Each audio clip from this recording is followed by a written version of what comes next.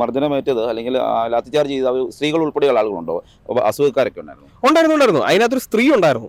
അത് ആ സ്ത്രീ ശരിക്കും പറഞ്ഞാൽ അവരുടെ നിലവിളിയുണ്ട്. ആ വീഡിയോക്കകത്ത് പോലും ഉണ്ട് അവരുടെ നിലവിളി. അവര് ഓടി രക്ഷപ്പെട്ടു. അവര് അപ്പുറത്തൊരു മൈതാനമാണ്, മൈതാനം വഴി ഓടി രക്ഷപ്പെട്ടു. അപ്പൊ എത്രത്തോളം വലിയ അടിയായിരിക്കും കിട്ടിയെന്ന് ആലോചിച്ച് നോക്കി. എനിക്കിത് ചോദിക്കാൻ കിട്ടിയത് ഓടാൻ പറ്റാതിരുന്ന ഒരാള്.